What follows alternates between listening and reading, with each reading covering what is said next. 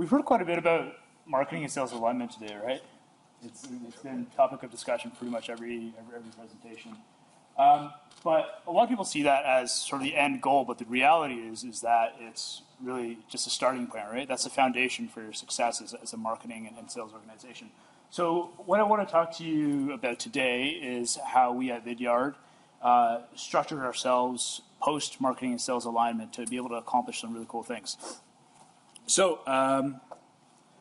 brief agenda. First, I'm going to give you a quick spiel about Vidyard. Second, I want to talk about alignment at Vidyard and how we got there. Next, I want to talk about how we positioned ourselves for post-alignment success. Finally, look at some specific examples of what we accomplished. And finally, if we have time, we'll do some Q&A. So, a bit about us. Vidyard is a video marketing platform for business. We help people host, manage, and distribute their content.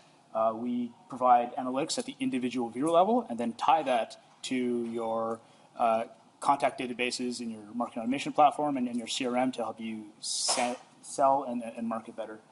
We've got a kick-ass marketing and sales team, fully aligned. They're an awesome group. And we've been a very, very happy Full Circle customer since 2014. Oh, and we're Canadian. Sorry. It's actually funny. When we were doing the dry run for this presentation, it was on Wednesday this week. It was about 90 degrees here, right? Well, I took a picture of myself as I got into the office on Wednesday, and this is what I look like. It was not 90 degrees on Wednesday. So, cool. So this is what alignment looks like at Vidyard today. Alignment is owned by the revenue operations team, and it sort of falls into these three sections. The first is communication. We've broken down communication barriers between marketing and sales, so everyone has an agreed upon definition of all funnel stages. Next, we've put processes in place to maximize performance of leads and sales reps, right? And finally, we own the technology and data across the org. So how did we get there? It wasn't always like that, right? So pre-2014, we were in what I like to call the dark ages, right? And this is sort of what marketing, sales, communication looked like. Does everybody get that? Yeah? Okay. And this is what it looked like when marketing would send a lead to sales, right? There wasn't really... So 2014 was the year of enlightenment. Who remembers these? I'd like to draw an analogy to one of these. This is sort of before displays on mobile devices had backlit displays, so you could play your Game Boy at night. It's kind of archaic if you think about it, but yeah, this is kind of what it was like. So this is what enlightenment looked like.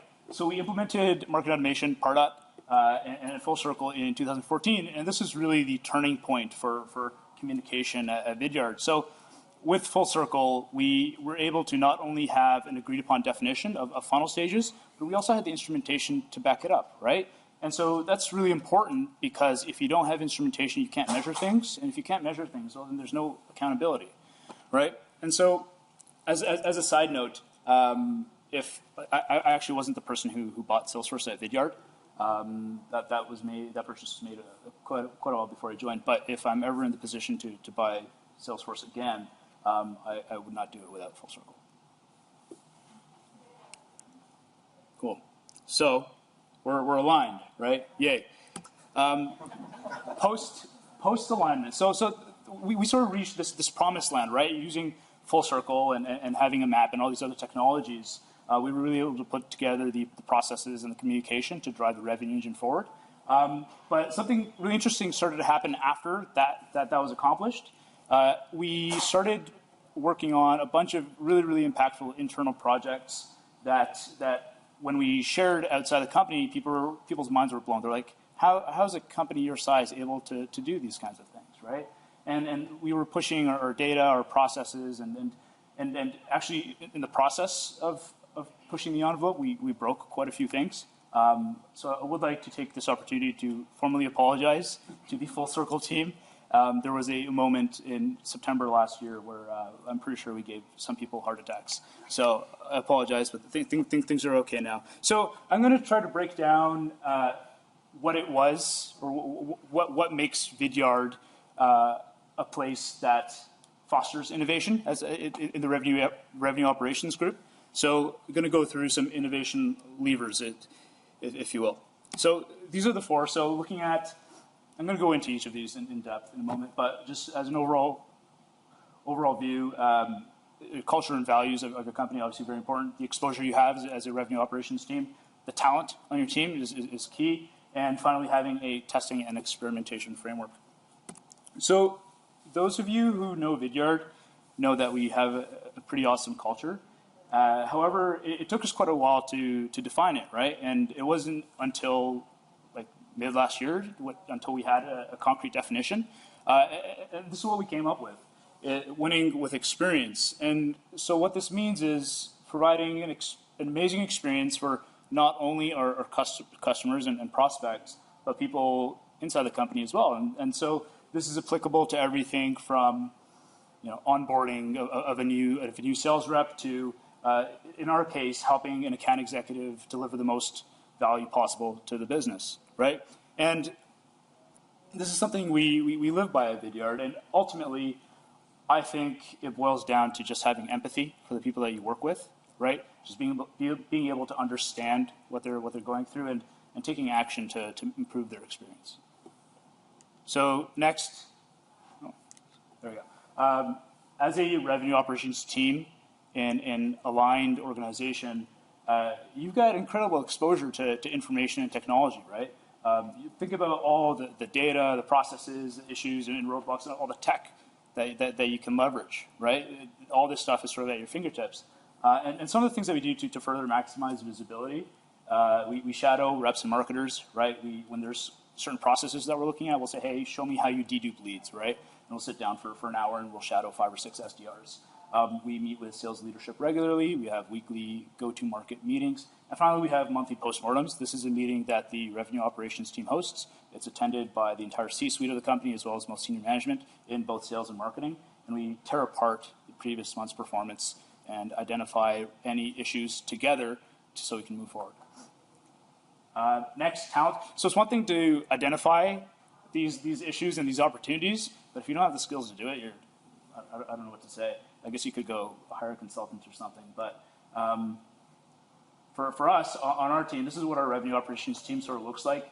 In terms of hard skills, having someone with very, very, very intimate knowledge of your systems, so market automation, in our case, Pardot, and Salesforce, someone who really knows the plumbing really well.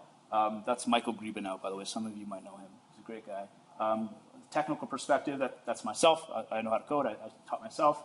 And finally, data competency. This shouldn't be limited to one person. This should be something everybody in your organization should, at the very least, your marketing organization should have. It's amazing how many marketers just don't get it when it comes to data.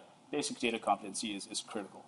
And then there's soft skills, right? So going back to our culture, empathy is huge. Then also curiosity. And I find that at a first glance, curiosity is something it's a soft skill, right? You can't read curiosity off a person's, off the first couple times meeting a person in an interview. So what we do in the interview process to sort of test for curiosity or someone who has a natural willingness to explore and then peel back the layers of the onion, we ask this simple question. We say, what's the last thing that you've geeked out about, right? And you'll get one of two responses. You get someone saying, "Oh, I don't know," right? And that's you really don't want to hire that person. Or you get someone who will tell you about something that they explored recently. I'll give you an example of an answer. This is an example. This is an answer I would give if I was asked this question today. I've recently got into classic Porsches. I've learned that after about 150,000 miles, they need an engine rebuild, right? So I have spent an embarrassing amount of time watching engine rebuild videos on YouTube, more time than I care to admit. So that's kind of what you're looking for when you're testing for curiosity. Finally, once you have the culture down, once you have the talent and the exposure and information, it's very, very helpful to have a solid testing and experimentation framework, right? There is a presentation by former Facebook CMO, actually a guy from Waterloo, from our neck of the woods, Chamath, I won't even attempt to pronounce his last name, but super smart guy. He's at Social Plus Capital right now. He's got a great presentation about that, and I think it's called How We Scaled Facebook to 1 billion users. Definitely check it out. But anyways, the basic framework is A, developing a hypothesis, B, developing a business case to sell your project internally, and this is really valuable, right? When you're forced to think about these things, you have to think about whether it's worth the risk, whether it's worth the resources to do what you're trying to do. And some things that I find helpful when thinking about these things are just challenging assumptions, right? Not a lot of people are going to challenge the status quo, right? If someone's saying something wrong, say something about it, right? Most people will just sit there and kind of nod their heads.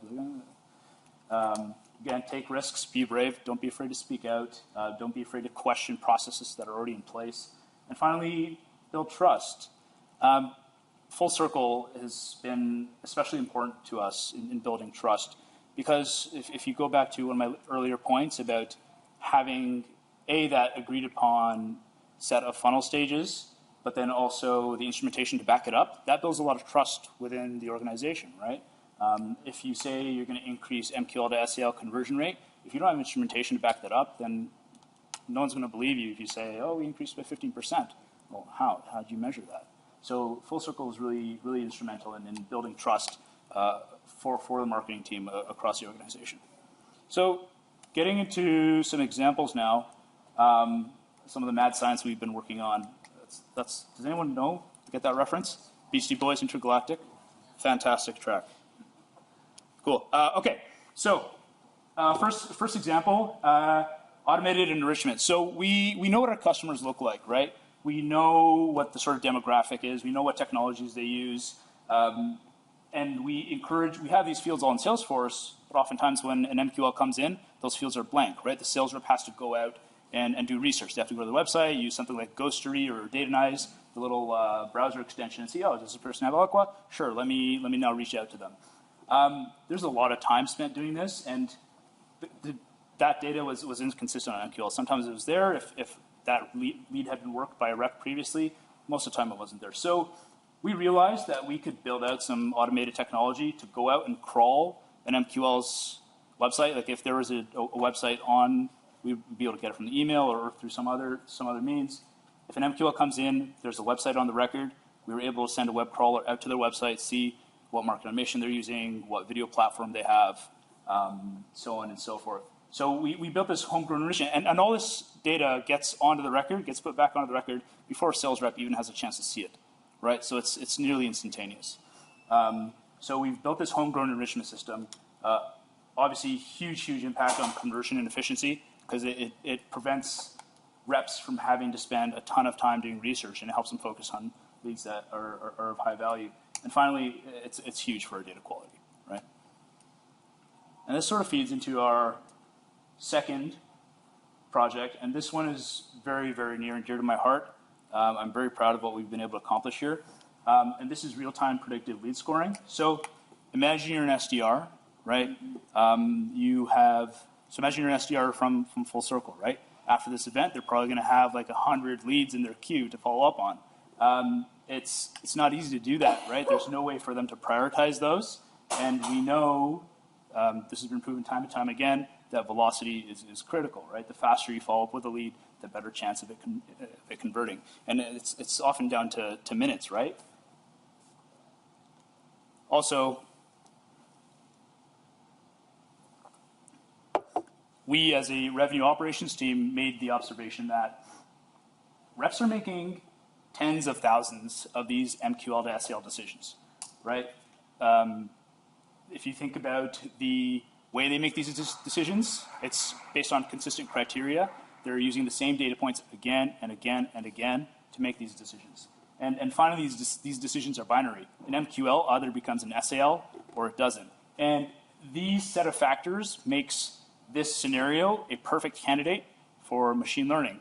And so that's what we did. We built a predictive model on Amazon Web Services, right, that basically took all the information on an MQL, processed it, looked at it, compared it to all the past decisions that reps have made, right? And and then it sends back a score into Salesforce in real time, and that score is basically just a percentage, so like the likelihood that this lead is going to become an SAL. And we built that integration between AWS, Salesforce, and Full Circle Insights. And as you can probably imagine, this improved velocity significantly, right? Reps can now follow up with the best leads fastest, right? And it allowed us to sort of identify the 20% of leads that are responsible for 80% of opportunities, right? Because you know most of your leads are not going to become opportunities, and this basically highlights those leads for our SDR team. Cool, so what's next? As the previous presenters, if you're in this room, mentioned, they're probably doing something similar, but we are building a data warehouse. So we're taking data from all of our data creation sources, so Pardot, Salesforce, Heap Analytics, Google Analytics, the list goes on.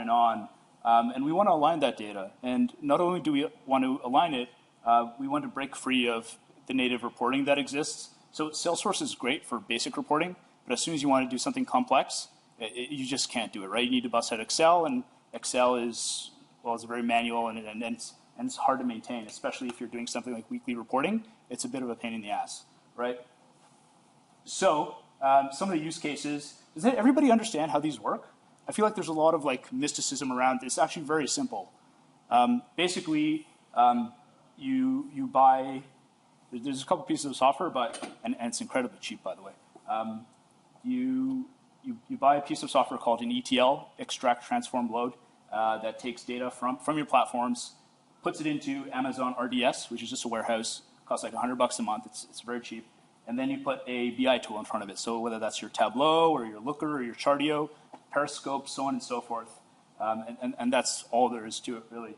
And this unlocks a bunch of really cool things. So first is multi-touch analysis. So we know with Full Circle, we can see campaign influence, right, beyond just that primary touch. But what Salesforce doesn't allow you to do is look at the most popular campaign paths on your opportunities in aggregate, right? So wouldn't you love to understand what's the most common path? What are the most common campaign touches on opportunities in your organization? That would be very, very helpful. You just can't do it through Salesforce, but you can if you set up a warehouse. And finally, aligning web and funnel data, right? So forget about the MQL. Let's push it way back to like the first touch, the first website visit, the first interaction with your tweet, right? So it's about getting end-to-end visibility on your funnel. And anyways, key lessons learned. Again, alignment's a starting point. I know we've talked a lot today about you got to get it aligned, but in reality, it's just a starting point, guys. Second, Vidyard leverages culture and information to innovate. Third, hire people smarter than you. Put your ego aside, do it, your company, and you will be better off in the long run. And finally, be brave and challenge assumptions. If you assume that this couldn't be done by a marketing team of 15 people, then I don't know what to say. So you always should challenge assumptions because you can do some pretty amazing things. And yeah, that's it. Thank you.